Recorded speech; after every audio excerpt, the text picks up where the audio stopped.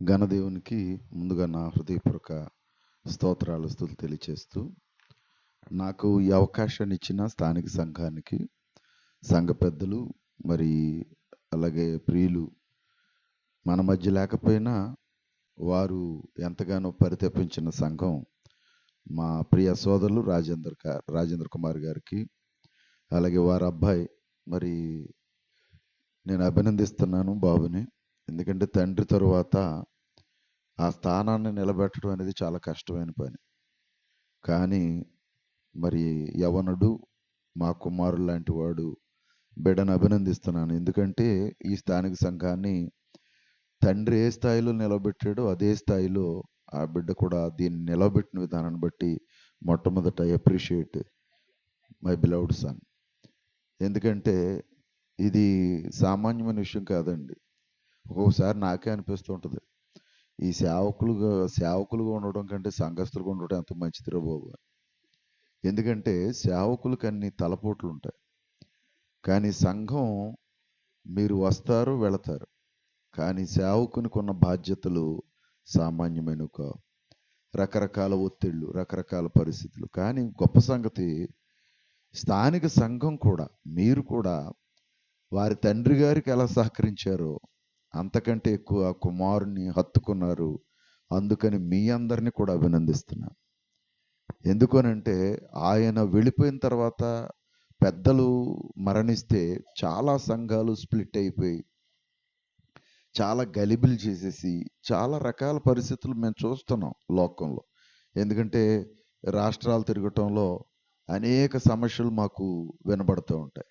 కానీ మీరు ఆ బిడ్డను హత్తుకుని మరి కుమార్ గారికి ఏ గౌరవం ఇచ్చారో, ఏ మర్యాద ఇచ్చారో అదే మర్యాద ఆయనకి ఇచ్చి యవ్వనుడికి మీరు నిలబెట్టిన విధానాన్ని బట్టి కూడా సంఘ పెద్దలను అభినందిస్తున్నాను, సంఘం అంతటిని అభినందిస్తున్నాను. ఇది ఎప్పటికీ కూడా మరణం వరకు ఇలాగే ఉండాలి.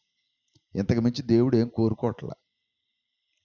అసలు నాకు తెలిసి పరలోకం చేడేవాడు ఎవరైనా ఉన్నాడు అని అంటే మనం ఏదో రకరకాల స్టోరీలు చెబుతాం, కానీ గ్రంథం చెప్పిన ఒకే ఒక సూత్రం, నిన్ను వలె నీ పొరుగు వాడిని ప్రేమించినోడు వెళ్తాడు. అంతకు మించి ఏం లేదు. పరలోకం ఎవరైనా వెళ్ళాలంటే నిన్ను వలె నీ పొరుగు. సంఘంలో ఉన్న మనల్ని మనమే ప్రేమించుకోలేనప్పుడు ఇక పరలోకంలో మనకి స్థానం ఎక్కడ ఉంటుంది? ఉండదండి. సంఘంలో ఉన్న మనమే ప్రేమించుకోలేనప్పుడు పరలోకంలో స్థానం ఉండదు. ఇక్కడే ప్రేమ లేకపోతే అక్కడెందుకు? కాబట్టి అది ఇక్కడే ప్రారంభం కావాలి. అట్టి ధన్యత మరి నేను ఎప్పటికీ మర్చిపోను రాజేంద్ర కుమార్ గారిని. ఎందుకంటే వారు ఆది నుండి కూడా వాక్యాన్ని ఎంత గౌరవించాడో నేను స్వయంగా చూసిన వ్యక్తిని, అనుభవించిన వ్యక్తిని. చాలా కాలమైంది పరిటాలు నేను వచ్చి, వారు చనిపోయిన తర్వాత. కారణం ఏంటంటే వేరే కారణాలు ఏమి ఉండవు, కానీ సమయాన్ని దేవుడు ఇవ్వాలి, పిలుపును దేవుడు ఇవ్వాలి, అంతే తప్ప వేరే కారణాలు ఏమి ఉండవు. కానీ ఇక్కడ మాత్రం నాకు ఆవేళ అదే మర్యాద, ఈవేళ అదే మర్యాద ఉంది. అందుని బట్టి దేవునికి స్తుతులు తెలియజేస్తున్నాను. అంతకు మించి మా ప్రియులు మరి రవీంద్రనాథ్ గారి యొక్క కుమారులు కూడా ఈరోజు అధ్యక్ష స్థానంలో ఉండడాన్ని బట్టి వారికి నా అభినందనలు తెలియజేస్తున్నాను. నాతో పాటు ఉన్న ప్రియులు మరి పెద్దలు బాబురావు గారికి, అలాగే విజయరాజు గారు నా ముందు మాట్లాడారు, మంచి ప్రసంగం చేశారు. వారికి, అలాగే నాతో పాటు నా ప్రియ మిత్రులు సోదరులు క్రీస్తులో మరి రమేష్ గారు, వికాష్ బాబు, అలాగే నాతో పాటు ఇచ్చేసిన మా స్థానిక సంఘంలో ఒక రైటరు, సింగరు, చక్కటి పాటలు రాయగలరైన విజయమోహన్ గారు. వారు రాసిన పాట కూడా పాడతారు దేవుని చిత్తమైతే. కనుక మరి నాకున్న సమయం చాలా చిన్నది, చెప్పవలసిన సబ్జెక్ట్ అయితే చాలా పెద్దది. 1000 ఏండ్ల పరిపాలన చెప్పమని కోరారు. దాన్ని మించి ఇంకా 4-5 సబ్జెక్టులు ఇచ్చాడు బాబు. పాపం ఆయన నేర్చుకోవాలని ఆతృత, కానీ ఒకటే పూర్తవదు. కానీ ఆయన ఆతృత, ఎందుకంటే మా సంఘానికి నేర్పించేయాలి అని. దేవుని యొక్క జ్ఞానాన్ని మనం ఆలోచన చేయటానికి ముందుకు వెళదాం. మీరు ఎప్పుడైనా ఈ మాట విన్నారా? 1000 ఏండ్ల పరిపాలన అనేది సంఘంలో విన్నారా? అందరూ ఆ మాట విన్నారా? చూడలేదు అనుకోండి, ఎవరూ చూడలేదు సరే. 1000 ఏండ్ల పరిపాలన అనే మాట విన్నారా? నిజం చెప్పండి. విన్నారు కదా. కొన్ని సంఘాలు ఒకలా బోధిస్తాయి, క్రీస్తు సంఘం ఒకలా బోధిస్తుంది. మిగిలిన సంఘాలు ఏం బోధిస్తాయో మీకు ఎవరికైనా తెలుసా? తెలిసి చెప్పండి టక్ టక్ మన. మిగిలిన సంఘాలు, క్రీస్తు సంఘం కాకుండా మిగిలిన సంఘాలు ఏం బోధిస్తాయో తెలుసు ఎవరికైనా? మరలా క్రీస్తు భూమి మీదకి వస్తాడని, ఇక్కడే 1000 ఏండ్లు పరిపాలిస్తాడని బోధిస్తాయి. ఎవరు? లోకంలో ఉన్న మత శాఖల సంఘాలు. మరి అసలు యేసుక్రీస్తు ప్రభు భూమి మీదకి వస్తాడన్న దాఖలాలు ఉన్నాయా? మొట్టమొదట అది ఒకసారి ఆలోచన చేయాలి. యేసుక్రీస్తు ప్రభు భూమి మీదకి వస్తాడని బైబిల్ ఎక్కడ లేదు. మధ్యాకాశానికి వస్తాడని మాత్రమే వ్రాయబడు. అంతే తప్ప భూమి మీదకి ఆయన వస్తాడన్న ఆనవాలైతే బైబిల్ ఎక్కడ లేదు. ఎందుకంటే నేను నోటి మాటలతో కొన్ని విషయాలు చెప్పాలి, ఎందుకంటే నేను ఇవన్నీ చూపించాలంటే నా టైం సరిపోదు. కాబట్టి మధ్యాకాశానికి ఆయన వస్తాడే తప్ప భూమి మీదకి ఆయన వస్తాడన్న దాఖలాలు లేవు. రెండో పాయింట్ ఏంటంటే, యేసుక్రీస్తు ప్రభు రెండవ రాకడలో ఈ యావత్ ప్రపంచము కూడా మిక్కటమైన వేండ్రముతో లయమైపోతుందని పేతురు గారు రాశాడు. చదివారు ఎప్పుడైనా వచ్చును? ఓకేనా? అంటే ఇదంతా ప్రపంచం అంతా ఏమైపోద్దట? ఎవరు రాకడలో? ప్రభు యొక్క రాకడలు. అంటే ప్రభు రాకడ తదనంతరం మిక్కటమైన వేండ్రముతో ప్రపంచం అంతా లయమైపో. అప్పుడు ఇదంతా లయమైపోతే ఇంకెక్కడ ఆయన రాజ్యం పరిపాలిస్తాడు? ప్రశ్న అర్థమైంది కదా. అంటే ఇది ఉంటే కదా ఆయన భూమి మీదకి వచ్చి నిలబడడం, రాజ్య పరిపాలన చేయటం. ఆయన వచ్చినప్పుడు ఇవన్నీ లయమైపోతే ఇంకెక్కడ చేస్తాడు? అంటే అది నాకు తెలిసి మీ అందరూ అనుకున్నట్లుగా, లోకం అనుకున్నట్లుగా అది నిజమై ఉండకపోవచ్చు. అంటే 1000 ఏండ్ల పరిపాలన అనేది వాళ్ళు అర్థం చేసుకున్నది తప్పై ఉండొచ్చు.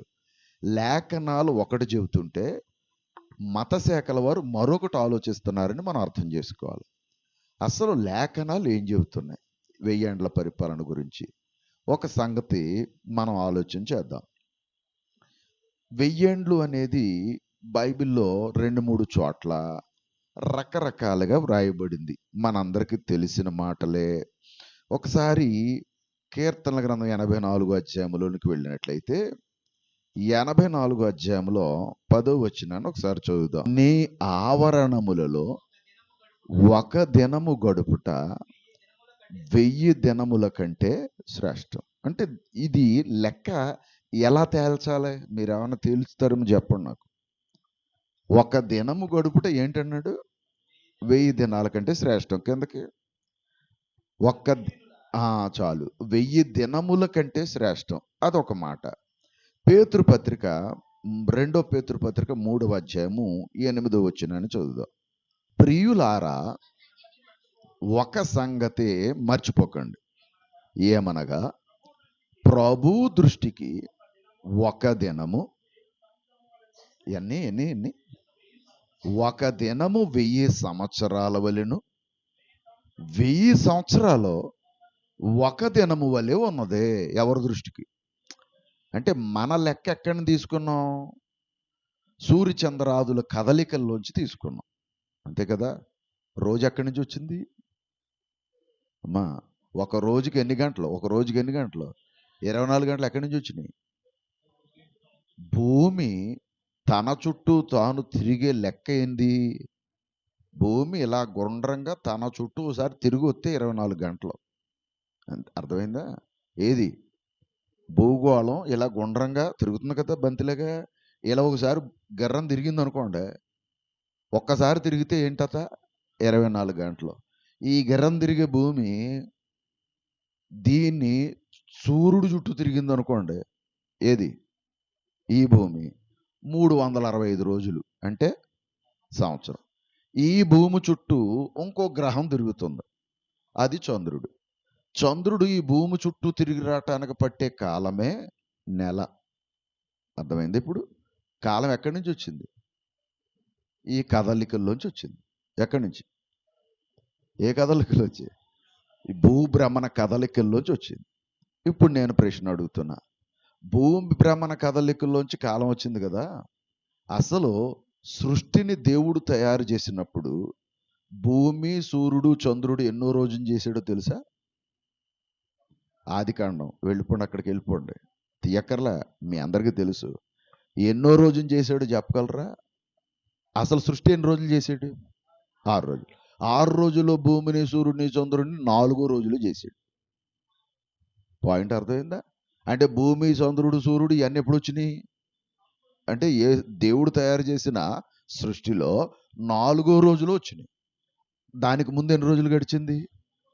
3 రోజులు ఎక్కడి నుంచి వచ్చినాయి? అర్థం అలా. ఇప్పుడు మీకు ఏమైనా అర్థమైందా నా ప్రశ్న? 3 రోజులు గడిచినాయి కదా, ఆ 3 రోజులు ఎక్కడి నుంచి వచ్చినాయి అంటున్నాను. మనం కాలం ఎక్కడి నుంచి తీసుకున్నాం? సూర్యచంద్రాల భ్రమణాల్లోంచి తీసుకున్నాం. మరి ఇప్పుడు ఈ సూర్యచంద్ర భ్రమణాల్లోంచి దేవుడు కాలం తీసుకున్నాడా, లేదా దేవుని కాలం వేరే ఉందా? చెప్పాలి. దేవుని కాలం వేరే ఉంది కాబట్టి మొదటి రోజు అయిపోయింది, 2వ రోజు అయిపోయింది, 3వ రోజు అయిపోయింది, 4వ రోజులో సూర్యుడు వచ్చాడు. ఈ ప్రశ్న చాలా మంది అడుగుతారు, తత్వవేత్తలు అడుగుతారు ఈ ప్రశ్న, తార్కికవాదులు అడుగుతారు. ఎక్కడి నుంచి వచ్చింది ఆ రోజులు, ఎక్కడి నుంచి వచ్చింది? దానికి ఆన్సర్ చేయాలంటే ముందు బైబిల్ గురించి పూర్తిగా పట్టు మనకు తెలియాలి. అందుకనే పేతురు గారు దానికి ఆన్సర్ ఇస్తున్నాడు. ఒరే బాబు, మన లెక్క వేరు, ఆయన లెక్క వేరు. ఎవరి లెక్క? దేవుని లెక్క. దేవుని లెక్కలో ఎలా ఉంటుందని చెప్పాడు? ఒక దినం అవసరమైతే దేవుడు ఎలా చూడగలడట? 1000 సంవత్సరాలుగా చూడగలడు. 1000 సంవత్సరాలు అవసరమైతే ఎలా చూడగలడు? ఒక దినంగా చూడగలడు. అంటే మన భూ సంబంధమైన ఒక దినం అవసరమైతే 1000 సంవత్సరాలు చేయగలడు. 1000 సంవత్సరాలని ఒక రోజులో గడిపేయగలడు. ఇప్పుడు నాకు చెప్పండి, దేవుని లెక్క ఎలా తేలుద్దో మాట్లాడండి. దేవుని లెక్క ఎలా తేలుద్దో. ఇప్పుడు నేను ఇంకో ప్రశ్న అడుగుతున్నాను. ప్రకటన గ్రంథంలోనే కదా 1000 ఏండ్ల పరిపాలన అని రాయబడి ఉందా? చెప్పాలి. ఇప్పుడు మరి ప్రకటన గ్రంథంలో ఎవరు రాశారు ఈ 1000 ఏండ్ల పరిపాలన గురించి? యోహాను గారు, భక్తుడైన యేసు ప్రభు శిష్యుడైన యోహాను గారు రాశారు. నేను అడుగుతున్నా, ఇప్పుడు యోహాను గారు రాసిన 1000ని ఎలా తీసుకుందాం? చెప్పాలి, మీరు చెప్పాలి నాకు. ఒక రోజుగా తీసుకుందామా? 1000 సంవత్సరాలుగానే తీసుకుందామా? ఒకవేళ 1000 సంవత్సరాలుగా తీసుకుందాం అని అనుకున్నాం. 1000 సంవత్సరాల దేవుని దృష్టికి ఎలా ఉందా? ఒకరోజు అంటే ఇప్పుడు ఆయనకు ఒక్కరోజు 1000 సంవత్సరాలు లెక్క, అంతే కదా. మనకే ఒకరోజు అనుకునేది కూడా ఆయనకి ఏమవ్వచ్చు? 1000 సంవత్సరాలు. మనం 1000 సంవత్సరాలు అనుకుంటున్నామే, ఆయనకి ఏమవ్వచ్చు? ఒకరోజు. చాలా డిఫరెంట్గా ఉంది ఇది. కాబట్టి ప్రకటన గ్రంథాన్ని ఎవరైతే అధ్యయనం చేస్తున్నారో వారు ప్రకటన గ్రంథంలో ఏది రూపకంగా తీసుకోవటానికి లేదు. రూపకం అనే మాటకు అర్థం ఏంటంటే దానికి ఆప్ట్గా ఏది రాయబడిందో అదే తీసుకోవటానికి లేదు. ఎందుకు అని అంటే ప్రకటన గ్రంథం అంతా రూపక అలంకారిక భాషలో రాయబడింది, అంటే కోడెడ్ లాంగ్వేజ్లో రాయబడింది. ఏది? ప్రకటన.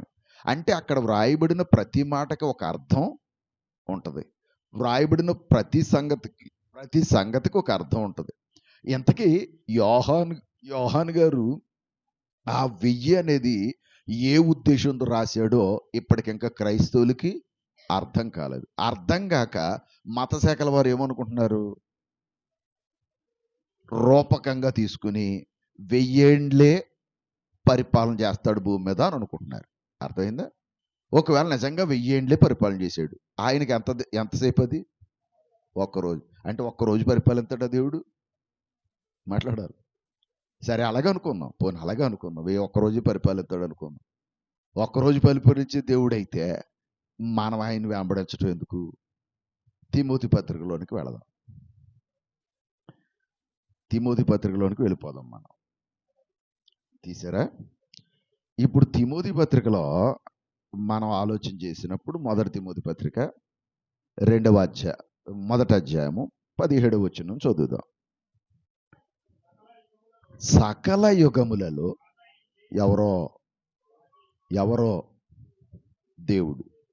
దేవుడు ఎన్ని యుగాల్లో? సకల యుగములలో రాజయుండి అక్షయుడును అదృశ్యుడునగు అద్వితీయ దేవునికి ఘనతయు మహిమయు యుగ యుగములు. ఎన్ని యుగాల్లో రాజు? చెప్పాల. సకల యుగాలు అనే మాటకు అర్థం ఏంటి? మీరు స్పీడ్గా చెప్పేస్తే నేను స్పీడ్గా వెళ్ళిపోతాను. సకల యుగాలు అనే మాటకు అర్థం ఏంటి? మొత్తం సృష్టి ఏర్పడిన దగ్గర నుంచి రాజు ఎవరు? దేవుడేనా? సకల యుగాల్లో దేవుడు ఏమై ఉన్నాడు? రాజుగా. సకల యుగాల్లో రాజుగా ఉన్నాడు.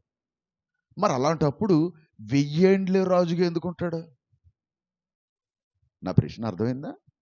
సకల యుగాల్లో దేవుడు రాజుగా ఉంటే 1000 ఏండ్లే రాజుగా ఉన్నాడంటే ఆయన పీరియడ్ ఏమైపోయినట్టు? ఆయన రాజకీయ చరిత్ర ఏమైపోయినట్టు? మన ముఖ్యమంత్రులాగా 5 సంవత్సరాలకు ఒకసారి మారిపోయేవాడు కాదు కదా.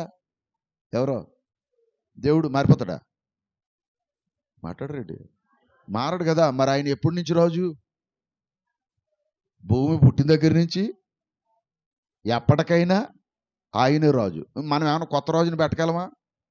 మాట్లాడారు. ఎవరం పెట్టలేము. కానీ ఆ మహారాజు భూమి మీద ఆయన పరిపాలన కోరుకున్నాడు.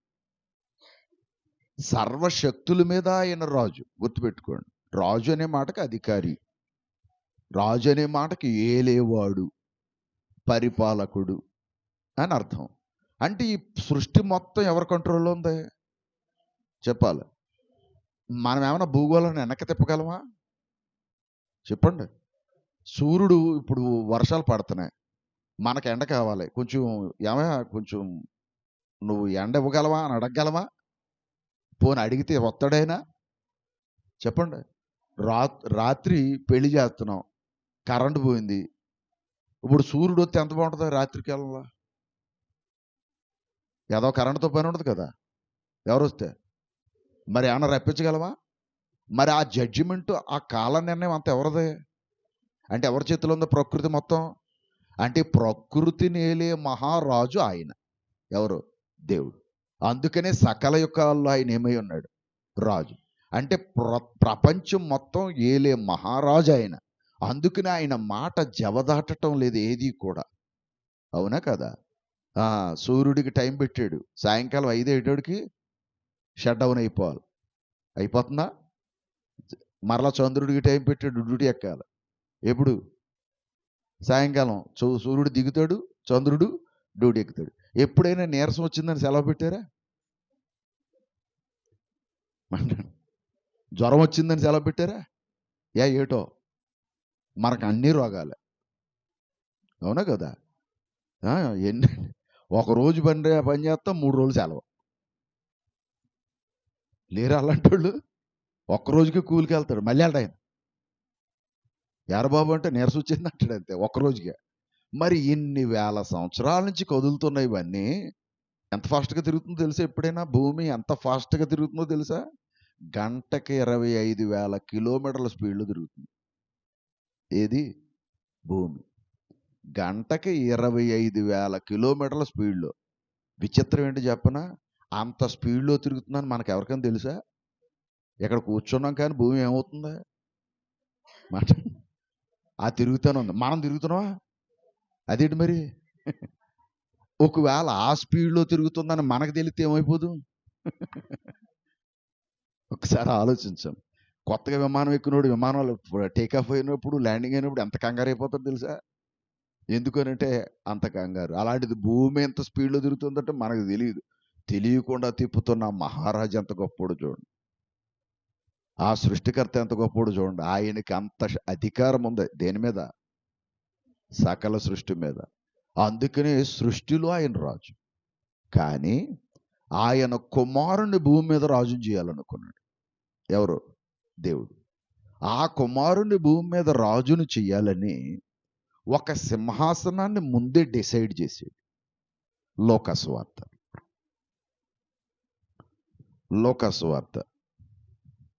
1వ అధ్యాయం. లోకస్వార్త 1వ అధ్యాయం 32వ వచనం. ఆయన గొప్పవాడై ఆ పైన మరియమ్మతో మాట్లాడుతూ, నువ్వు కుమారుని కంటావు, ఆ కుమారునికి యేసు అని పేరు పెడతావని చెప్పాడు. ఏది? 31వ వచనంలో. ఇదిగో నీవు గర్భము ధరించి దేవుని కుమారుని కని ఆయనకు యేసు అను పేరు పెట్టు. ఇప్పుడు ఎవరి గురించి రాయబడుతుంది 32వ వచనంలో? యేసుక్రీస్తు గురించి.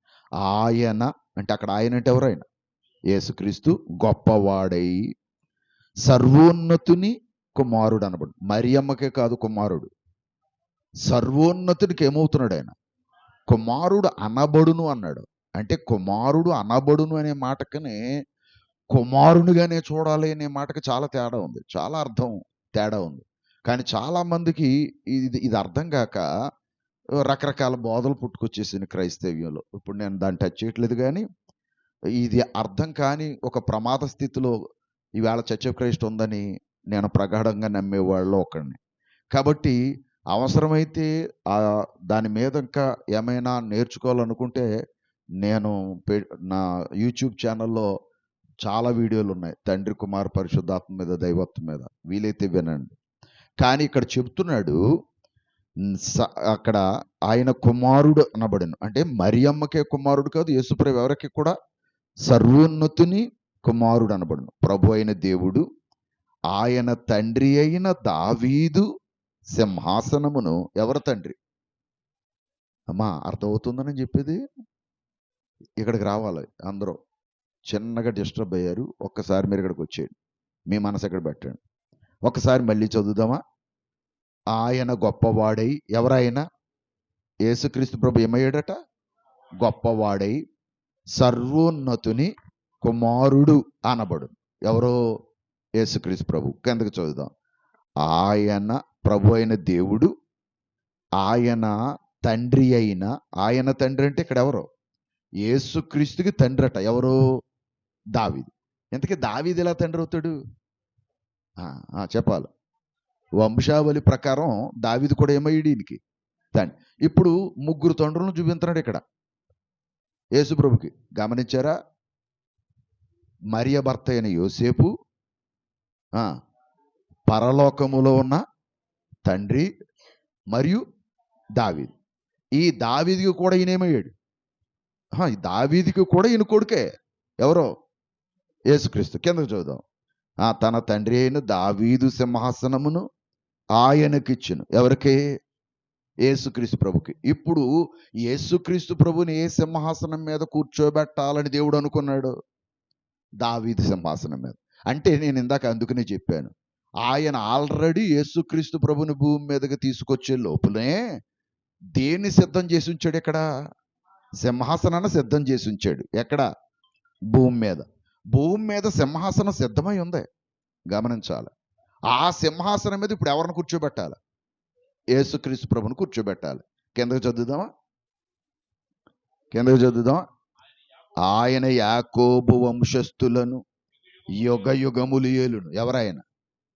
యేసుక్రీస్తు ప్రభు యాకోబు వంశస్థులు అంటే ఎవరో? ఇజ్రాయేలీలు. ఇజ్రాయేలీలను ఎంతకాలం ఏలబోతున్నాడు? యుగ యుగములు ఏలును. కిందకే. ఎవరి రాజ్యం? ఈ క్రీస్తు ప్రభు యొక్క రాజ్యము అంతము లేనిదయ్యుండునని ఆమెతో చెప్పాను. ఏమి లేదు ఈ రాజ్యానికి? మళ్ళీ చెప్పాలి. ఇప్పుడు నేను అడుగుతున్నా, సకల యుగాల్లో రాజు ఎవరు? తండ్రి. తండ్రి ఎన్నిట్ల మీద రాజు? ప్రపంచం అంతటి మీద రాజు. ఆయన కుమారుడు, ఇప్పుడు ఆయన కుమారుడు భూమి మీద రాజు. దేని మీద రాజు అయి ఉన్నాడు అంటే ఆయన సింహాసనం ఏది? దావీదు సింహాసనం. ఇప్పుడు అక్కడి నుంచి ఆయన ఏం చేయాలి? పరిపాలన చెయ్యాలి. ఇప్పుడు ఆ పరిపాలనలోకి మొట్టమొదట ఎవరు వస్తారో చెప్పాడనమాట సూచనగా. ఎవరు వస్తారంటే యాకోబు సంతానం. ఆ యాకోబు సంతానం మొట్టమొదట ఆయన రాజ్యములో ప్రవేశించబోతున్న వారిని చూపించాడు. ఆ రాజ్యములో మొట్టమొదట ప్రవేశించేవారు యాకోబు సంతానం. ఇదంతా డీకోడ్ చేస్తే ఒక్కసారి మార్కు సువార్తలోకి వెళదాం. 11వ అధ్యాయంలోకి వెళ్ళిపోదాం. మార్కు సువార్త 11వ అధ్యాయం 10వ వచనం చదువుదాం. చూడండి, అక్కడ పైనుంచి చదివితే 7 నుంచి చదివితే వారు ఆ గాడిద పిల్లను యేసు నొద్దకు అర్థమైపోవాలి, మీకు సందర్భం అర్థమైపోవాలి. యేసు దగ్గరికి ఏం తీసుకొచ్చారు? గాడిద పిల్ల. గాడిద పిల్ల మీద యేసుప్రభు ఏమయ్యారు? ఎక్కారు, ఊరేగుతున్నాడు. అంతేనా? ఊరేగుతున్నాడు. ఎవరు? యేసుప్రభు. దేని మీద కూర్చుని? అది సందర్భం. ఇప్పుడు 9వ వచనంలోకి వెళ్దాం. మరియు ముందు వెళ్ళుచుండిన వారును వెనక వచ్చు. దేనికి ముందు, దేనికి వెనకాల? ఆ గాడిదకి ముందు గాడిదకి వెనకాల వచ్చుచుండిన వారును జయము ప్రభు పేరట వచ్చువాడు స్తుతింపబడును గాక. ఈ పాయింట్ క్యాచ్ చేయాలి, చాలా ఇంపార్టెంట్. వచ్చుచున్న మన తండ్రి అయిన దావీదు రాజ్యము స్తుతింపబడును. ఎవరిని చూసి ఏమంటున్నారు వాళ్ళు? ఇంతకీ ఆ గాడిద మీద ఎవరున్నారు? యేసుక్రీస్తు ప్రభు, కేవలం యేసు ప్రభు ఉన్నాడు. కానీ వీళ్ళు ఏమంటున్నారు? ప్రజలు ఏమంటున్నారు చెప్పాలి. ప్రజలు ఏమంటున్నారు? వచ్చుచున్న మన తండ్రి అయిన దావీదు రాజ్యము స్తుతింపబడు. వీళ్ళకి ఎవరు కనబడుతున్నారు? గాడిద పిల్ల మీద ఎవరు కనబడుతున్నారు? వాళ్ళందరికీ, అక్కడ ఉన్న జనాంగంతటి. అమ్మా, యేసు ప్రభు కనబడుతున్నారా, మరొకటి కనబడుతున్నారా అని అడుగుతున్నా. చెప్పాలి. యేసు ప్రభు కనబడుతున్నాడా? యేసు ప్రభు కనబడితే యేసు ప్రభు కనబడుతున్నాడు అని చెప్పాలి. అక్కడ ఏం రాయబడి ఉందో చదవండి. తండ్రి అయిన దావీదు రాజ్యం అంటే ఇప్పుడు యేసులో ఎవరిని చూస్తున్నారు వీళ్ళందరూ? అదిగోరా బాబు, తండ్రి అయిన దేవుని దావీదు రాజ్యం అదుగో అన్నారు. ఎవరినే? యేసు ప్రభుని చూసి. యేసు ప్రభువును చూపించి రాజ్యం అదుగోరా అని చెప్పారు. ఇంతకే మీ అందరికి అర్థమైతే యేసు ప్రభువే ఆ రాజ్యం అయి ఉన్నాడు. అందుకనే యేసు భూమి మీదకి వచ్చిన మొదటి బోధ ఏంటో తెలుసా? మార్క్సు వార్త 1వ అధ్యాయం. మార్క్సు వార్త 1వ అధ్యాయం తీసారా? 1వ అధ్యాయం 15వ వచనం. కాలము సంపూర్ణమయ్యున్నది, దేవుని రాజ్యము సమీపించి ఉన్నది, మారు మనసు పొంది సువార్తను నమ్ముడని చెప్పుచు దేవుని సువార్త ప్రకటించుచు గలిలయకు వచ్చాను. ఎవరు అనుకుంటున్నారు ఇది చెప్పింది? 14వ వచనం. యోహాను చెరపట్టబడిన తరువాత యేసు కాలము సంపూర్ణమైనది, దేవుని రాజ్యము, మళ్ళీ చెప్పాలి, దేవుని రాజ్యము సమీపించిందనే మాటకు అర్థం ఏంటమ్మా?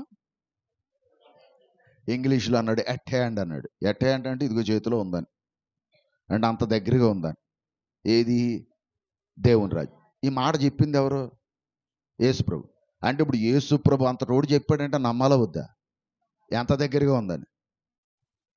ఎట్ హ్యాండ్ అనే మాటకు అర్థమయ్యేటట్టు అదే వాళ్ళు ఏమన్నారు? ఆనాడున్న జనాంగం యేసు ప్రభుని గాడిద మీద చూసి ఏమన్నారు వాళ్ళు?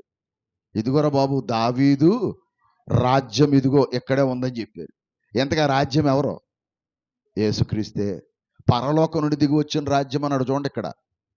ఇప్పుడు 11వ వచనంలో అదే చెప్తూ ఆయన అన్నాడు 15వ వచనంలో దేవుని రాజ్యం. ఎంతకీ ఎక్కడి నుంచి వచ్చింది ఈ రాజ్యం? దీనికే మరొక పేరు ఒకటి ఉంది. ఏ రాజ్యము తెలుసా? పరలోక రాజ్యం. యేసుప్రభు ఎన్నో ఉపమానాలు చెప్పాడు. దేని గురించి? పరలోక రాజ్యం గురించి ఎన్నో ఉపమానాలు చెప్పాడండి. అసలు యేసుప్రభు మాట్లాడిన ప్రతి ఉపమానంలో ఏ పదం వాడాడు? పరలోక రాజ్యం, పరలోక రాజ్యం, పరలోక రాజ్యం. ఇంతకీ పరలోక రాజ్యం అనే పదం, దావీదు రాజ్యం అనే పదం, దేవుని రాజ్యం అనే పదం వ్యత్యాసాలతో ఉన్నదా? ఇవన్నీ కలిపి ఒకటేనా? చెప్పాలి. ఒకటే, కానీ పర్యాయ పదాలు. దావీదు రాజ్యం అన్నదే, దేవుని రాజ్యం అన్నదే, పరలోక రాజ్యం అన్నా అది. అక్కడ సందర్భాలను బట్టి పరలోక రాజ్యం అని వాడాడు, లేదా దేవుని రాజ్యం అని వాడాడు, దావీదు రాజ్యం. ఈ మూడు ఒకటే. ఎవరా రాజ్యం? యేసుక్రీస్తే. పరలోక రాజ్యం అనడానికి కారణం ఏంటో చెప్పనా? యేసుప్రభు ఎక్కడి నుంచి వచ్చాడు? మాట్లాడాలి. మరి అప్పుడు అది ఏమవుద్ది? అంతే, యేసుప్రభు పరలోకం నుంచి వచ్చాడు కూడా పరలోక రాజ్యమే. భూమి మీద నుంచి వచ్చాడు అనుకోండి, అప్పుడు ఏ రాజ్యం అవుద్ది? భూరాజ్యం అవుద్ది. యేసుప్రభు పరలోకం నుంచి వచ్చాడు కాబట్టి పరలోక రాజ్యం అది. అందుకనే పరలోక రాజ్యం అంటే చాలా మంది ఏమనుకుంటున్నారు, ఏదోలాగా వస్తుందాం అనుకుంటున్నారు. అందుకనే లూకాసు వార్తలో దానికి కూడా ఆన్సర్ చేసేసాడు ప్రభు. లూకాసు వార్త తీసారా? 17వ అధ్యాయము 20వ వచనం. లూకాసు వార్త 17వ అధ్యాయం 20వ వచనం. దేవుని రాజ్యం ఎప్పుడు వచ్చునని పరిసయ్యులు ఆయనను అడిగినప్పుడు, ఎవరిని? యేసుప్రభుని అడిగారు. ఏ రాజ్యం గురించి? దేవుని రాజ్యం ఎప్పుడు వస్తుందయ్యా అని అడిగారట. అడిగితే ఏం చెప్పాడు చూడండి. ఆయన దేవుని రాజ్యము ప్రత్యక్షముగా రాదు అంటే అర్థమేటో? ప్రత్యక్షంగా అంటే రాజులు కూర్చున్నట్టు సింహాసనం, కిరీటం ఇవేవి ఉండరా బాబు అని చెప్పాడు. అర్థమైందా? ప్రత్యక్షంగా అంటే రాజుగారు కూర్చున్నట్టు, సింహాసనం మీద కూర్చున్నట్టు, 4-5 కుర్చీలు పక్కన ఉన్నట్టు ఏం ఉండదురా, అలాంటి రాజ్యం ఇది కాదు అని చెప్పాడు. ఈ జనం ఏమనుకుంటున్నారు చెప్పాలి? జనం ఏమనుకుంటున్నారు? అలాంటి రాజ్యం వస్తుందేమో అనుకుంటున్నారు. యేసుప్రభు ఏం చెప్పాడు? దేవుని రాజ్యము ప్రత్యక్షముగా రాదు. కిందకి వెళ్దాం. ఎందుకనగా ఇదిగో దేవుని రాజ్యం మీ మధ్య ఉంది. అప్పటికే వచ్చింది. ఎక్కడున్నాడు? మీ మధ్య ఉందంటే ఎవరు ఆ రాజ్యం? యేసుక్రీస్తే ఆ రాజ్యం. కాబట్టి మీ మధ్య ఉందరా బాబు, ఎక్కడో వెతుకుతున్నారు మీరు అని. ఇప్పటికే ప్రపంచం ఎక్కడో వెతుకుతుంది, కానీ ఇంతకీ ఎక్కడున్నాడు ప్రభు? మన మధ్య ఉన్నాడు. ఇందాక బ్రదర్ చెప్పారు చక్కటి మాట. ఇంకా యేసుప్రభు పటాల్లోనే వెతుకుతున్నారు. అవునా? యేసుప్రభు పటంలో ఉన్నాడా? చెప్పాలి. లేడు. యేసుప్రభు ఎక్కడున్నాడు మరి ఇప్పుడు? వెరీ గుడ్, మన మధ్య ఉన్నాడు. ఎలా ఉన్నాడు? ఆత్మస్వరూపిగా. ఓకే, ఆయన రూపం ఏది ఇక్కడ? వాక్యము. ఇంకో రూపం ఉంది, సంఘం. Very good. సంఘమునకు ఆయన ఏమై ఉన్నాడు అంటే ఇప్పుడు ఆయన రూపం ఏది? సంఘం శిరస్సు. అంతేనా కదా? అంటే ఇప్పుడు యేసుప్రభు ఇక్కడ ఉన్నట్టా లేనట? ఎంతకీ విచిత్రం ఏంటంటే ఇక్కడ ఉన్నవాడిని వదిలేసి ఇప్పటికి ఇంకా పటాల్లో వెతుక్కుంటున్నారు. ఎవరు? క్రైస్తవులే. ఇప్పుడు యేసుప్రభు ఎక్కడున్నాడు? మన మధ్య ఉన్నాడు. కానీ ఎలా కనబట్టలేదు? ప్రత్యక్షంగా కనబట్టలా. కానీ ఉన్నాడా లేడా అంటే ఉన్నాడు. ఎలాగా? పరోక్షంగా. ఇప్పుడు ఆయన రాజ్యం ఉందా లేదంటే ఉంది. ఎలా? పరోక్షంగా. ఎలా ఉందయ్యా అంటే మార్కు సువార్త 9వ అధ్యాయం. మార్కు సువార్త 9వ అధ్యాయం మొదటి వచనం చదువుదాం. మరియు ఆయన ఎక్కడ నిలిచి ఉన్న వారిలో కొందరు దేవుని రాజ్యము బలముతో వచ్చుట చూచు వరకు మరణము రుచి చూడరని నిశ్చయముగా మీతో చెప్పుచున్నాను నేను. ఒక్క సెకను. యేసుప్రభు అబద్ధం ఆడాడా నిజం చెప్పాడా? మాట్లాడాలి. ఎప్పుడైనా అబద్ధం ఆడతాడా? మాట్లాడాలి.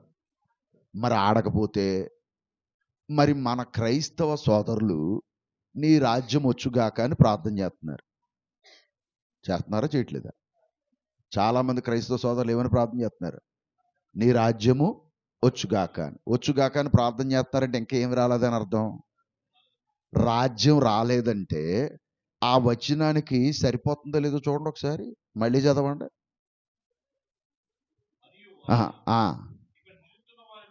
అంటే ఆయనతో పాటు బ్రతుకున్న కొంతమందితో యేసుప్రభు ఏం చెప్పాడు?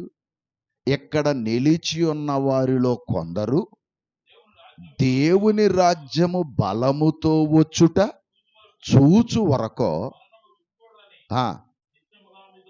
ఇప్పుడు మరి ఆయన రాజ్యం రాలేదని అందాం, వీళ్ళు ఇంకా బతికుండాలి. అర్థం కలదా? ఎవరో ఆ రోజు అక్కడ ఉన్న వాళ్ళు చాలామంది ఏమై ఉండాలి? బ్రతికుండాలి. కారణం ఏంటి? ఆయన ఒక మాట చెప్పాడు, ఇక్కడ నిలుచున్న వారిలో కొందరు చూస్తారా బాబు యేసుప్రభు దేవుని రాజ్యం భూమి మీదకే రావటం, బలంగా రావటం చూస్తారన్నాడు. మరి వాళ్ళు బతికున్నారా? ఎవరైనా బ్రతుకున్నారా?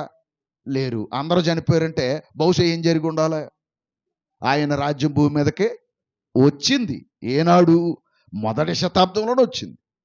వచ్చిన రాజ్యం సైతాన్ ఏమంటుంది? రాలేదంటుంది. పాయింట్ అది. సైతాన్ ఏమంటుంది? రాలేదంటుంది. బైబిల్ ఏమంటుంది?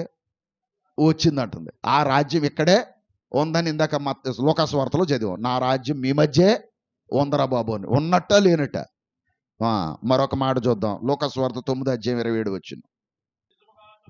మళ్ళీ అక్కడ ఎలా పలికాడో చూడండి. నిజముగా అంటే ఇప్పుడు యేసుప్రభు మాటలో ఏం కావు? అబద్ధం కావు. మరి ఇప్పుడు మన బోధకులు బోధించే బోధ ఏమై ఉండాలి? చెప్పాలా? ఎందుకు అబద్ధం? నీ రాజ్యం వచ్చుగాక అంటున్నారు. అంటే బహుశా వాళ్ళ దృష్టిలో ఏమవ్వలేదు. రాజ్యం రాలేదంటే యేసుప్రభుని ఏం చేశారు? అబద్ధికుని చేశారు. ఎందుకని అబద్ధికుడు అయ్యాడు? మరి వెంటనే ఒక క్వశ్చన్ వస్తుంది, మరి శిష్యులకు ఎందుకు నేర్పాడు అంటారు. ఏది? పరలోక ప్రార్థన నేర్పాడు కదా యేసుప్రభు. ఎవరికే? శిష్యులకి. మరి ఎందుకు నేర్పాడంటే ఆయనకి తెలీదా అని అంటారు. నిజమే. యేసుప్రభు ఎందుకు నేర్పాడు? నేను ఇంకో క్వశ్చన్ అడుగుతున్నాను. యేసుప్రభు ఆ ప్రశ్నకి సమాధానం కూడా క్వశ్చనే. ఆయన 12 మంది శిష్యులు ఆ ప్రార్థన చేసినట్లుగా బైబిల్లో ఎక్కడైనా ఒక ఆనవాలు చూపించండి. ఏ ప్రార్థన చేసినట్టు? పరలోక ప్రార్థన చేసినట్లు బైబిల్లో ఒక్క ఆనవాలు నాకు చూపించండి. ఉందా? బైబిల్ ఎంతమంది చదివారు? ఉందా బైబిల్ ఎక్కడైనా? నేను చదివాను, 40 సంవత్సరాలు చదువుతున్నా, ఎక్కడ కనబడలా. యేసుప్రభు శిష్యులు ఏనాడు పరలోక ప్రార్థన చేయలేదు. ఎందుకు చేయలేదంటే అది నెరవేరింది కాబట్టే చేయలేదు. వాళ్ళ కళ్ళ ముందే పరలోక రాజ్యం భూమి మీదకే వచ్చింది కాబట్టే ఆ ప్రార్థన చేయాల్సిన అవసరత లేదనే సంగతి వారు గ్రహించారు. ఎవరో? శిష్యులు. అందుకని ఇంక ఎన్నడూ ఆ ప్రార్థన వారు చేయలేదు. చేసిన దాఖలాలు కూడా బైబిల్ ఎక్కడ లేవు. ఓకే, కొలస్సీ పత్రికలకు వెళ్ళిపోదాం. 1:13 ఆయన మనలను అంధకార సంబంధమైన అధికారములో నుండి విడుదల చేసి తాను ప్రేమించిన తన కుమారుని యొక్క రాజ్య నివాసులునుగా. ఎవరిని? మనల్ని ఏం చేసాడు? మళ్ళీ చెప్పాలి. మరి రాజ్యమే లేకపోతే, రాజ్యం లేకపోతే రాజ్య నివాసులు ఎలాగవుతాం? అంటే భూమి మీద ఏముండాలి? రాజ్యం ఉండాలి. రాజ్యానికి మనమేమయ్యాం? నివాసులము అయ్యాం. ఒక్క సెకండ్. అందుకనే ఇదంతా డీకోడ్ చేస్తే యేసు ప్రభు తన 12 మంది శిష్యులతో చెబుతూ ఆయన పరలోకం వెళ్ళిపోతూ ఒక మాట చెప్పాడు. మీరు యెరూషలేములో కనిపెట్టి ఉండండి, పరిశుద్ధాత్ముడు మీ మీదకి వస్తాడు. పరిశుద్ధాత్ముడు వచ్చినప్పుడు మీరు ఒక చోట కూడుంటారు. బలంగా వీచు బలమైన గాలి వంటి ఒక ధ్వని అక్కడికి రావటం, పరిశుద్ధాత్మ వారి మీద వాలటం, వాలినప్పుడు వారు భాషలతో మాట్లాడడం, భాషలతో మాట్లాడినప్పుడు సత్య సువార్తను బోధించటం, బోధించిన తరువాత పేతురు గారి ప్రసంగం విని 3,000 మంది బాప్తిస్మం పొందటం జరిగింది. ఇలా బాప్తిస్మం పొందిన వారందరూ ఎక్కడికి చేర్చబడ్డారో చెప్పండి. ఇప్పుడు సంఘములోనికి. ఇప్పుడు కొలస్సీ పత్రిక ప్రకారం దేనిలోకి చేర్చబడ్డారు? మాట్లాడాలి. ఎందుకంటే యోహాను సువార్త.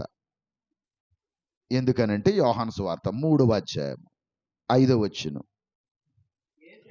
యేసు ఇట్లనెను, ఒకడు నీటి మూలముగాను ఆత్మ మూలముగాను జన్మింతేనే గాని, అంటే ఇప్పుడు ఏదో చెప్పేది, ఆత్మ మూలంగా జన్మిస్తేనే కానీ దేవుని రాజ్యములో ప్రవేశింపలేడని మీతో నిశ్చయముగా అంటే నీటి మూలంగా ఆత్మ మూలంగా జన్మించడం అంటే చెప్పాలి. అంటే ఇప్పుడు బాప్తిసం తీసుకున్న వాడల్లా ఎక్కడికి జాయిన్ అవుతున్నాడు? అక్కడ క్లారిటీ ఎదుగో, దేవుని రాజ్యంలోకి ప్రవేశిస్తాడు. ఇప్పుడు మనం అందరం ఎక్కడ ఉన్నట్టు మళ్ళీ చెప్పాలి. ఇప్పుడు ఆయన రాజ్యం ఏది? Very good. ఎంతమందితో ఏర్పడింది? మొట్టమొదట 3,000 మందితో. ఇప్పుడు ఆ 3,000 మందితో ఏర్పడిన రాజ్యములోనికి చేరిన ప్రతి ఒక్కడో, లేదా సంఘములోనికి చేరిన ప్రతి ఒక్కడో దేనిలోకి ప్రవేశిస్తున్నట్టు? ఆయన రాజ్యములోనికి ప్రవేశిస్తున్నాడు. అందుకనే యేసుప్రభు మార్కు సువార్తలో 9లో చెప్పాడు చూసారా, ఆయన రాజ్యములో బలముగా భూమి మీదకి వచ్చే వరకు ఇక్కడ నిలుచున్న వారిలో కొందరు చనిపోరని చెప్పాడా? ఆ చనిపోకుండా ఉన్న వాళ్ళు అపోస్తులు. అపోస్తులందరూ మొట్టమొదటి ఎక్కడికి జాయిన్ అయ్యారు? అసలు మొదటి సభ్యులు ఎవరు దేవుని రాజ్యానికి? అపోస్తులు. ఆ తర్వాత 3,000 మంది. ఆ తర్వాత మనం అందరం. ఇప్పుడు అర్థమైందా లేదా? చెప్పాలి. ఇప్పుడు ఆయన రాజ్యం భూమి మీద ఉందా లేదా? ఇప్పుడు నాకు చెప్పాలి. ఒకవేళ భూమి మీద ఉంటే ఆ రాజ్యానికి ఆయన ఎవరో? Very good. ఎవరో? రాజు. అందుకనే మా అపోస్తుల కార్యాలు అన్నాడు, తీయక్కర్లా, మనందరికీ తెలిసిన మాటే. మీరు సిలువ వేసిన యేసును దేవుడు ప్రభువుగాను క్రీస్తుగాను నియమించాను. పేతురు గారు చెబుతూ, క్రీస్తు అనే మాటకు అర్థం ఏంటి? అభిషక్తుడు. ప్రభు అనే మాటకు అర్థం ఏంటి? రాజు. అంటే ఇప్పుడు యేసు ప్రభు దేనికి రాజు? ఆయన రాజ్యానికి రాజు. రాజ్యం ఉందా లేదా? ఉంటే అదేది? మళ్ళీ చెప్పాను, ఉంటే అదేది? సంఘం. ఇప్పుడు సంఘానికి ఆయన ఏమయ్యాడు?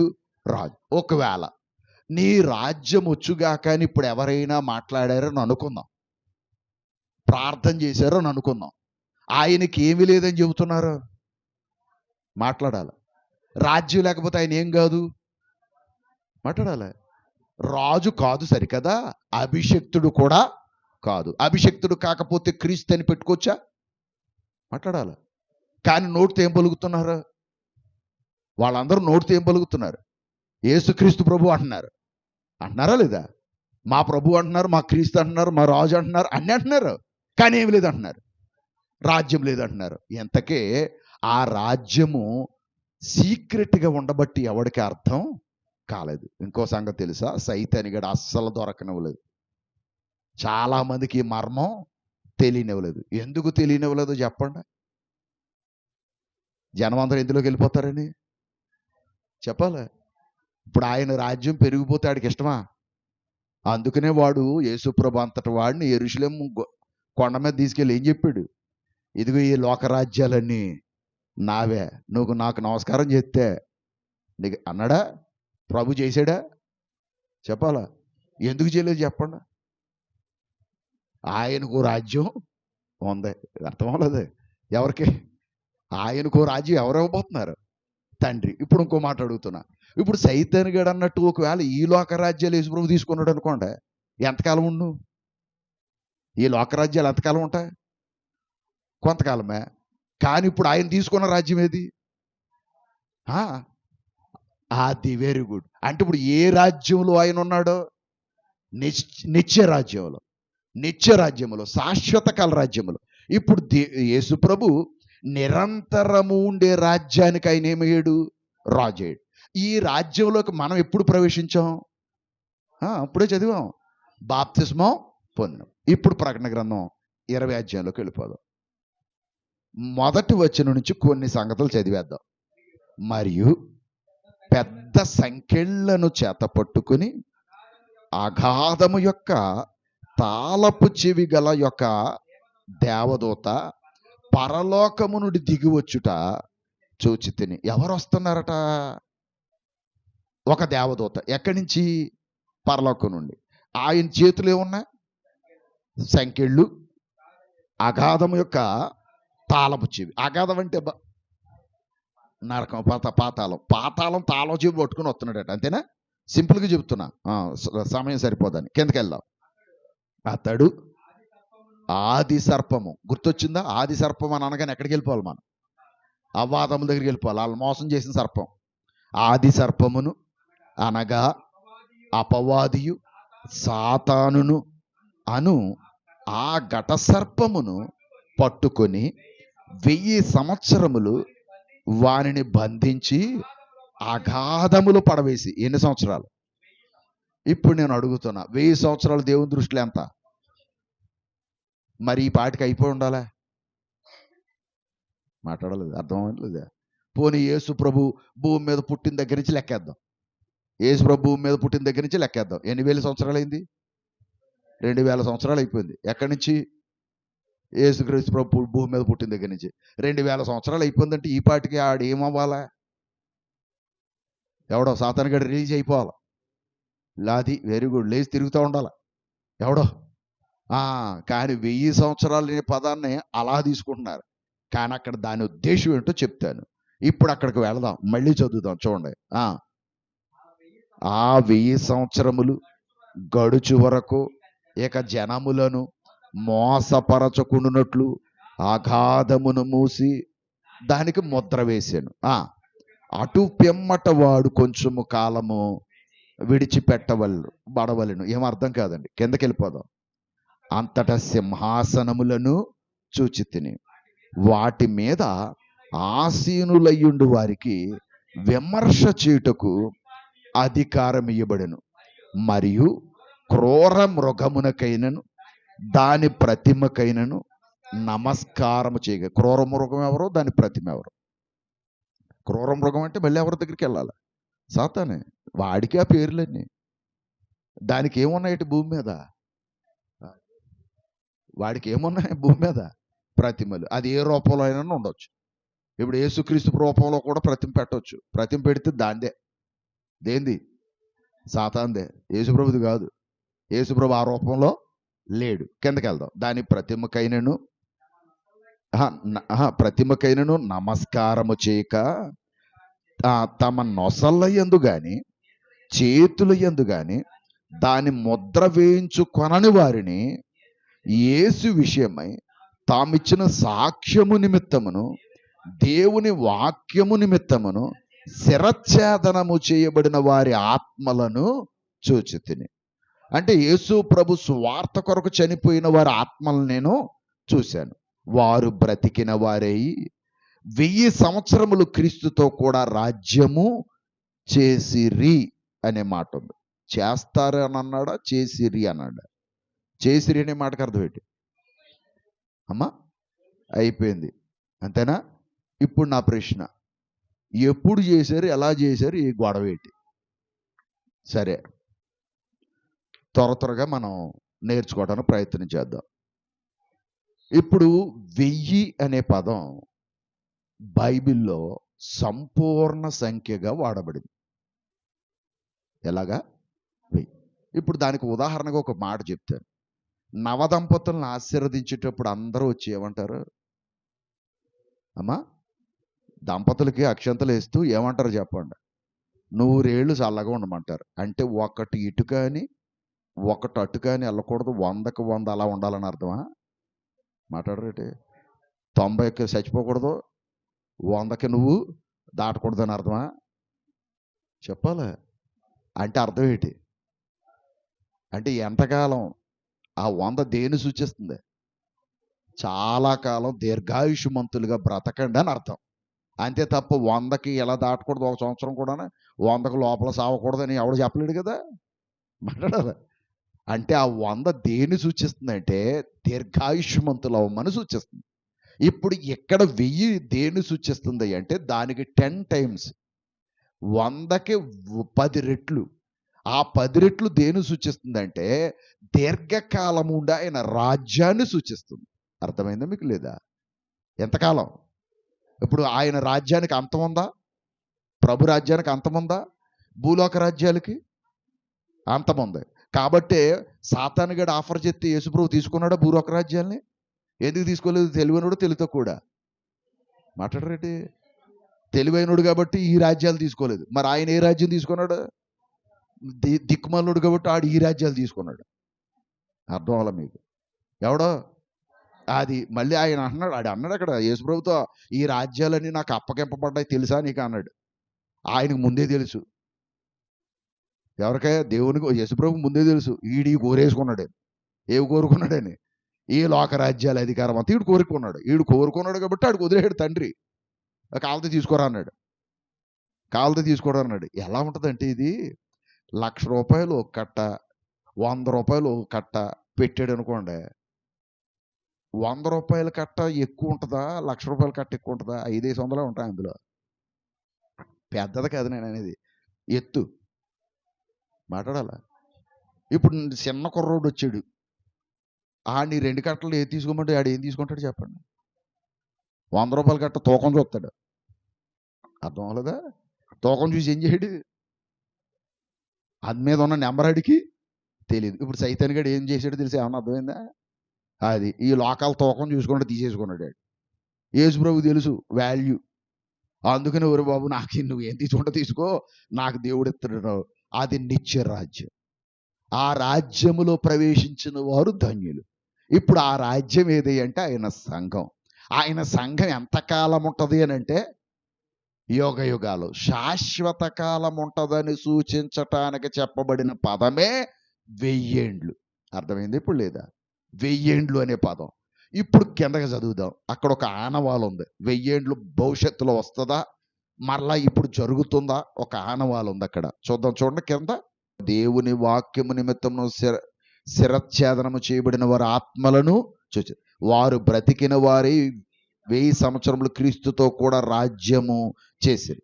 ఆ 1000 సంవత్సరములు గడుచు వరకు కడమ మృతులు బ్రతకలే. ఇది ఏ మొదటి, ఇప్పుడు నాకు మళ్ళీ చెప్పాలి, ఇది ఏ మొదటి పునరుత్థానం అని దేన్ని అంటారు చెప్పండి? పునరుత్థానం అంటే ఏంటి అర్థం? తిరిగి లేపడం. ఇప్పుడు బాప్తిస్మాన్ని కూడా ఏమనొచ్చు? బాప్తిస్మాన్ని పునరుత్థానం అనొచ్చా అనకూడదా? చెప్పాలి, క్లియర్గా చెప్పండి నాకు.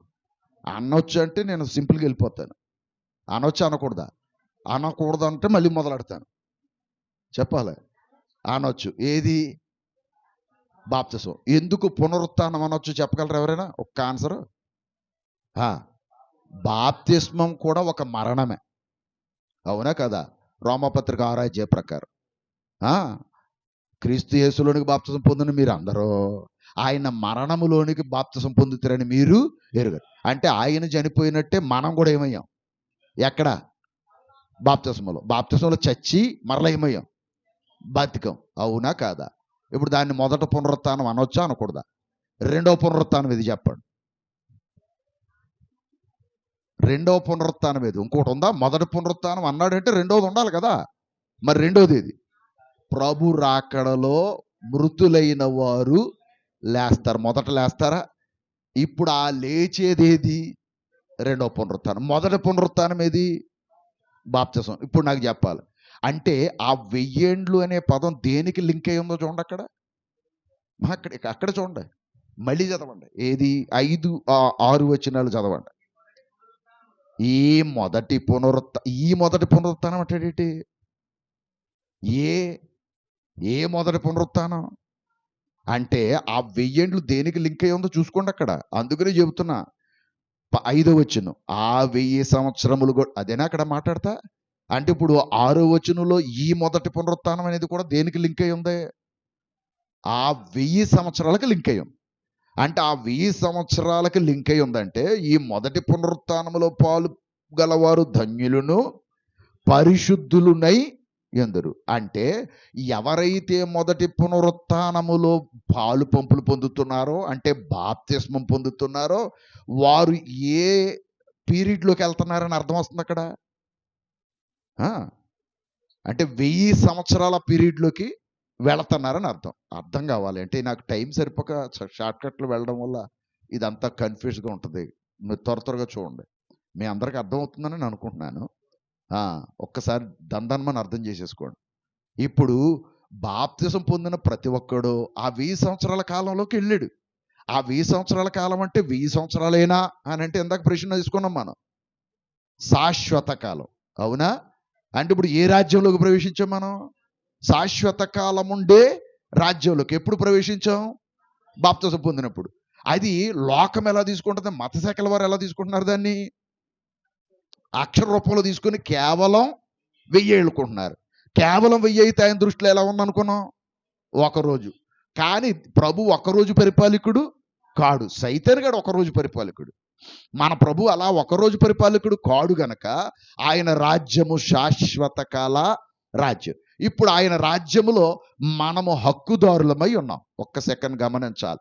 అందుకనే ఒక పదం వాడాడు. ఆ రాజ్యములో ప్రవేశించిన వారిని ఏమని పిలుస్తారో కూడా చెప్పాడు. వారు పరిశుద్ధులునయ్యుందురు అన్నాడా లేదా? అంటే ఇప్పుడు మనం బాప్తిసం పొందిన ప్రతి ఒక్కరిని అపోస్తలుడైన పౌలు ఏమన్నాడు? ఎఫెసీ సంఘములో ఉన్న పరిశుద్ధులకు, కొలసీ సంఘములో ఉన్న పరిశుద్ధులకు. అంటే ఇప్పుడు సంఘములో ఉన్న ప్రతి ఒక్కరు ఏమని పిలవాలి? చెప్పాలి. ఇంకో విచిత్రం చెప్పనా? మనం అపరిశుద్ధులమైనా కూడా పరిశుద్ధులం అని పిలుస్తున్నాడు. ఎవరు? ప్రభు. ఎందుకో చెప్పనా? మనల్ని వ్యక్తిగతంగా చూస్తే మనం అపరిశుద్ధులమే. ఎందుకంటే ఇంకా మనలో లోపాలు ఉన్నాయి. కానీ తండ్రి అయిన దేవుడు క్రీస్తు శరీరాన్ని చూస్తున్నాడు. అర్థం కాల? సంఘం ఆయనకి ఏమైందా? ఇప్పుడు నేను ఇంకో ప్రశ్న అడుగుతున్నా. క్రీస్తు శరీరం అపరిశుద్ధమైందా? చెప్పాలి. మరి మన వ్యక్తిగతంగా అపరిశుద్ధులు అయ్యి ఉండొచ్చు. కానీ క్రీస్తు శరీరం ఏం కాదు? అపరిశుద్ధం కాదు. కాబట్టి మనల్ని చూసేటోడికి మనం అందరం ఎలా కనబడుతున్నామట? ఏమన్నా అర్థమైందో తల్లి? వైట్ షర్ట్ వేసుకోవచ్చు కదా, ఎక్కడో 2 డాట్లు పడ్డాయి. కానీ ఏ షర్ట్ అని పిలవాలా? మాట్లాడాలి. ఎంతమంది పిలుస్తారు వైట్ షర్ట్ అని? ఎంతమంది అయినా అలాగే పిలవాలా? ఆ 2 చొక్కలను లెక్కింతారా? 2 చొక్కల గల వైట్ షర్ట్ అంటాడు ఎవడన్నా? మాట్లాడలే అనే అవకాశం ఉందా? లేదు. ఆ 2 చొక్కలు ఏమైపోయినాయి? పక్కకు పోని. దేన్ని బట్టి? అలాగే మనం ఎంత అపరిశుద్ధులమైన క్రీస్తు శరీరములో భాగస్థులు అయ్యేటప్పటికే పరిశుద్ధులు అయిపోతున్నాం. ఎంత ధన్యులు! ఎంత ధన్యులు మనం. క్రీస్తు శరీరములు ఎప్పుడైతే భాగస్థులమయ్యామో పరిశుద్ధులమయ్యాం.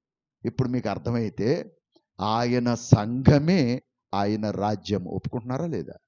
చెప్పాలా? ఎప్పటి నుంచి పరిపాలన జరుగుతుంది? ఆయన రాజ్య పరిపాలన ఎప్పటి నుంచి జరుగుతుంది? సంఘం ఏర్పడిన దగ్గర నుంచి. ఎప్పుడు ఏర్పడింది? AD 33లో. యేసుప్రభు చనిపోయిన 33.5 సంవత్సరాలకి ఏది ఏర్పడింది? అప్పుడు ఎంతకాలం అయింది? ఇప్పటికి ఎంతకాలం అయింది? ఇంచుమించు 2000 సంవత్సరాలు అయిపోయింది. 2000 సంవత్సరాలు అయిపోయింది. ఏది ఏర్పడి? సంఘం ఏర్పడింది. మరి అప్పుడే సంఘం ఏర్పడి 2000 సంవత్సరాలు అయిపోతే 1000 సంవత్సరాలతో ఆగిపోద్ది అనుకుంటున్నారా? అర్థమైంది ఇప్పుడు? పోనీ ఇక్కడ ఆగిపోద్దా సంఘం? ఆగదు. మరలా యేసుప్రభు వచ్చి ఏం చేయబోతున్నాడు? ఆయన రాకడలో ఏం చేయబోతున్నాడు? ఎవరి కొరకు రాబోతున్నాడు? ఆయన సంఘం కొరకే. ఎవరి కొరకు రాడు, గుర్తుపెట్టుకున్నాడు. ఇంతకుముందు లోకం కొరకు వచ్చాడు. ఇంతకుముందు లోకం కొరకు వచ్చాడు కాబట్టే యోహాను సువార్తలు 3:16లో దేవుడు లోకమును ఎంత, అప్పుడు లోకం కొరకు వచ్చాడు. మరి ఇప్పుడు సంఘం కొరకే రాబోతున్నాడు. ఇక ఆయనకి భూమి మీద ఉన్న ఆస్తి ఏది? సంఘమే. ఇప్పుడు ఎవరిని తీసుకెళ్ళాలి ఆయన? అప్పుడు సంఘాన్ని తీసుకెళ్ళాలంటే ఇప్పుడు ప్రభువు వచ్చి సంఘమును తీసుకువెళ్ళటానికి ఇంకో సంగతి. ఆ సంఘం ఎవరు? వధువు. క్రీస్తుకి ఏమై ఉంది ఆవిడ? వధువు, భార్య. అంటే ఒక్క మాటలో చెప్పాలంటే ఎవరి కోసం వస్తున్నాడు ఆయన? ఆయన భార్య కోసం వస్తున్నాడు. ఇంకెవరి కొరకు రావట్లా. ఆ భార్యను తీసుకెళ్ళి ఎవరికి అప్పగిస్తాడని కొరింథీ పత్రిక చెప్పిందో తెలుసా? తండ్రి ముందు నిలబెడతాడట. ఎవరి ముందు? తండ్రి. ఎందుకో చెప్పనా? మా ఇద్దరికి వివాహం చేయమని. ఎవరిద్దరికి? అర్థం అవ్వలేదు మీకు? ఎవరికి? మరి ఇప్పుడు ఏమైంది? యేసుప్రభుకి సంఘానికి ఏమైంది? ఇప్పుడు ప్రధానమైంది. ప్రధానం అయిపోయిందా లేదా? నేను టైం లేక ఇవన్నీ మాట్లాడేస్తున్నాను. ప్రధానం అయిందా లేదా? అపోస్తలుడైన పౌలు చెప్పాడు ఆల్రెడీ ఏమైందని. ఇక జరగబోయేది ఏది? పెళ్ళి. ప్రకటన గ్రంథం 19వ అధ్యాయం. గొర్రెపిల్ల వివాహ మహోత్సవ సమయము వచ్చింది. ఇప్పుడు ఇదంతా ఎక్కడ జరుగుద్ది? పరలోకం. ఇప్పుడు అక్కడ ఈ రాజ్యం ఎంతకాలం ఉంటుంది? యుగ యుగాలు. ఎవరితో పాటు? తండ్రి అయిన దేవునితో పాటు అక్కడ మీరు బాగా ఆలోచన చేస్తే ఇప్పుడు ఒక పరలోక రాజ్య కుటుంబం అక్కడ ఏర్పడింది. ఎక్కడ? పరలోకం. ఆ కుటుంబం ఎక్కడ డిజైన్ చేయబడుతుంది? భూలోకంలో. ఎక్కడ? సంఘం. ఈ సంఘమే ఆయన రాజ్యము. యుగ యుగాలు పరిపాలించబడే రాజ్యం. దీనికి 1000 ఏళ్లతో పులి స్టాప్ అనేది లేదు. ఇంకా ఇది వాడు పెద్ద సంఖ్యలు, వాడు గొడవ, ఇదంతా చెప్పాలంటే టైం లేదు కాబట్టి ఎప్పుడైనా మరలా కలుసుకున్నప్పుడు మనం చెప్పుకుందాం. ఇప్పటి వరకు 1000 ఏళ్ల పరిపాలన గురించి కొంచెమైనా అర్థమైందా లేదా? నిజం చెప్పండి. ఎవరైనా అడిగితే చెప్పగలరా లేదా? మాట్లాడాలా? ఏం చెప్పినా బాగా చెప్పారని అనకండి.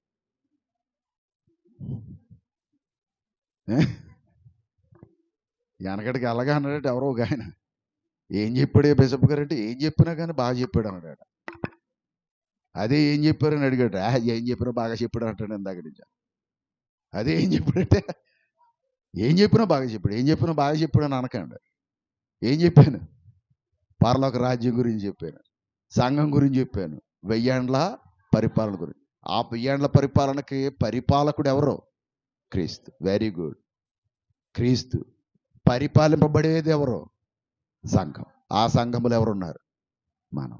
కాబట్టి పేతురు పత్రికలకు వెళ్ళేటప్పటికి చీకటిలో నుండి ఆశ్చర్యకరమైన తన వెలుగులోనికి మనల్ని పిలిచిన అనడా ఆ ఏర్పరచబడిన వంశమును, రాజులైన యాజక సమూహమును, దేవుని సొత్తైన ప్రజలు.